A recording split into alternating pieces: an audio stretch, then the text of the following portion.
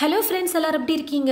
இன்றைக்கி நம்ம வீடியோவில் ஒரு அட்டகாசமான ஒரு கேக் ரெசிபி தான் பார்க்க போகிறோம். அதாவது கிறிஸ்மஸ் அப்படின்னு சொன்னாலே ப்ளம் கேக் தான் எல்லாருக்குமே ஞாபகம் வரும். வரக்கூடிய கிறிஸ்மஸ்க்கு நம்ம வீட்லேயே டேஸ்டியாக ப்ளம் கேக் எப்படி செய்கிறதுன்னு பார்க்க போகிறோம். ஒரு பவுல் எடுத்துக்கிட்டு அந்த பவுலில் 1/2 கப் அளவுக்கு ஃப்ரெஷ்ஷான ஆரஞ்சு ஜூஸ் நான் சேர்த்துக்கிறேன்.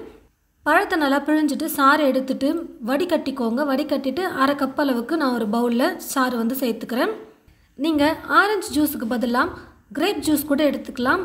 ப்ளம் கேக்குக்கு ட்ரை ஃப்ரூட்ஸை பார்த்தீங்கன்னா ரம் வைன்லலாம் நல்லா ஊற வச்சுட்டு அதுக்கப்புறமா செய்வாங்க. நம்ம வீட்டில் பண்ணுறதுனால நம்ம ஃப்ரெஷ் ஜூஸ் யூஸ் பண்ணிக்கலாம். நான் இப்போ அதனால் ஆரஞ்சு ஃப்ரெஷ் ஜூஸ் தான் எடுத்திருக்கேன். நான் பார்த்தீங்கன்னா 1 கப் மாவுக்கு 1 கப் அளவுக்கு ட்ரை ஃப்ரூட்ஸ் சேர்த்துக்க போகிறேன். கேக் ஃபுல்லாகவே பார்த்தீங்கன்னா ட்ரை ஃப்ரூட்ஸ் தான் அதிகமாக இருக்கும் சாப்பிட. ஒருவேளை உங்களுக்கு நிறைய ட்ரை ஃப்ரூட்ஸ் வேணாம் அப்படின்னு நினச்சிங்கன்னா 1/2 கப் அப்படி இல்லைன்னா 3/4 கப் அளவுக்கு நான் சேர்க்குற எல்லா ட்ரை ஃப்ரூட்ஸையும் மிக்ஸ் பண்ணி எடுத்துக்கோங்க. எல்லா கலரும் கலந்த மாதிரி நான் டூட்டி ஃப்ரூட்டி 1/4 கப் சேர்த்துக்கிறேன். முந்திரி பாதாம் ரெண்டையும் சேர்த்து நான் 1/4 கப் அளவுக்கு எடுத்து வச்சுருக்கேன். நல்லா கொஞ்சம் இந்த மாதிரி பொடியாக நறுக்கிட்டு சேர்த்துக்கோங்க. உலர்ந்த பச்சை திராட்சை கொஞ்சம் சேர்த்துக்கிறேன்.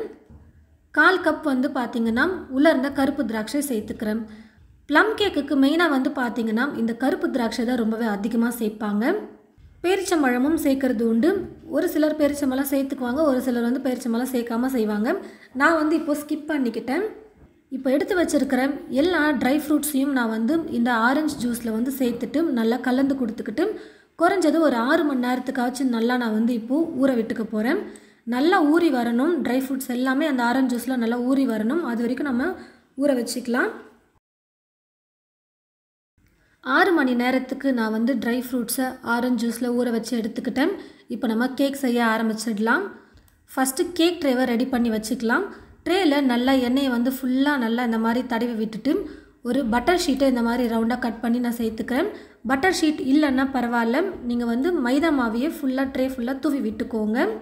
அதுக்கப்புறம் இந்த ஓரங்களையும் நம்ம பட்டர் ஷீட்டை இந்த மாதிரி கட் பண்ணி சுற்றி வச்சுக்கலாம். எடுக்கிறதுக்கு ரொம்ப ஈஸியாக இருக்கும். கேக் பேக் ஆனதுக்கப்புறமா பாருங்கள், இந்த மாதிரி கேக் ட்ரேவை ரெடி பண்ணி வச்சுடுங்க. அதுக்கப்புறம் ஒரு மிக்ஸி ஜார் எடுத்துக்கிட்டு இந்த மிக்ஸி ஜாரில் 2 கிராம்பு, ஒரு சின்ன துண்டு பட்டை, ஒரு ஏலக்காய் சேர்த்துக்கிறேன்.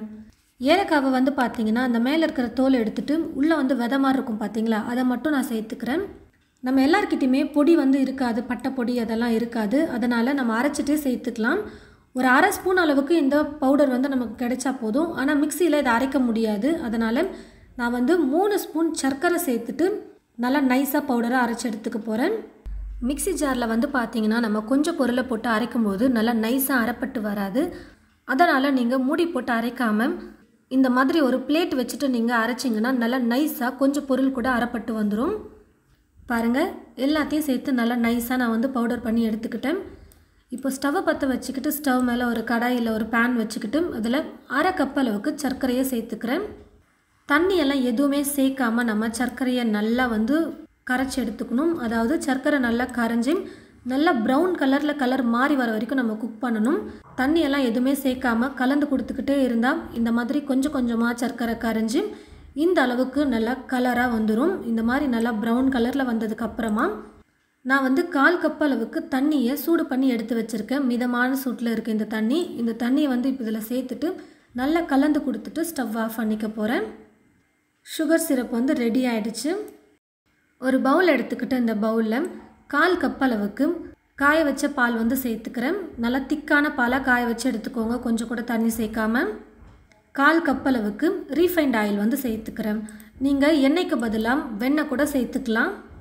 1/2 டீஸ்பூன் வெனிலா எசன்ஸ் ஃப்ளேவருக்காக சேர்த்துக்கிறேன். இல்லைன்னா பரவாயில்ல, நீங்கள் ஸ்கிப் பண்ணிக்கலாம். நம்ம பட்டை கிராம்பு சர்க்கரையெல்லாம் போட்டு அரைச்ச இந்த பவுடரையும் இது கூட சேர்த்துட்டு நல்லா கலந்து கொடுத்துக்கலாம்.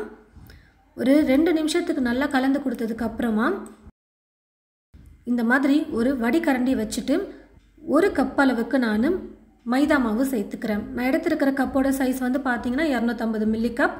இந்த கப்பில் நான் அளந்து எடுத்த மாவோட வெயிட் பார்த்தீங்கன்னா 130 கிராம் இருக்குது. கூடவே இன்னும் டேஸ்ட்டுக்காக நான் 3 டீஸ்பூன் அளவுக்கு மில்க் பவுடர் சேர்த்துக்கிறேன். இது ஆப்ஷனல் தான். மில்க் பவுடர் இல்லைன்னா நீங்கள் ஸ்கிப் பண்ணிக்கோங்க. 1 டீஸ்பூன் அளவுக்கு பேக்கிங் பவுடர் சேர்த்துக்கிறேன்.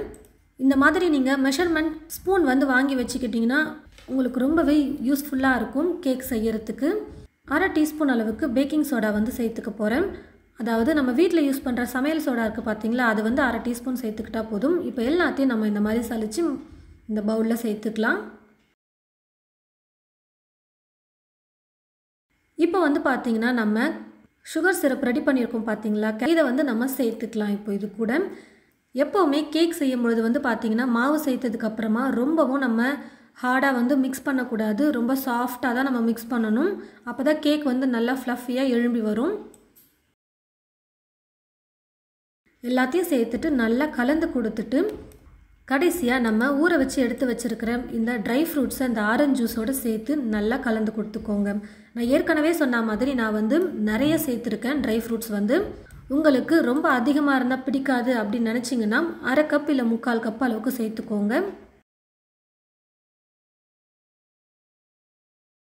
எல்லாத்தையும் சேர்த்து நல்லா இந்த மாதிரி கலந்து கொடுத்ததுக்கப்புறமா நம்ம ரெடி பண்ணி வச்சுருக்கிற இந்த கேக் ட்ரேயில் சேர்த்துக்கலாம்.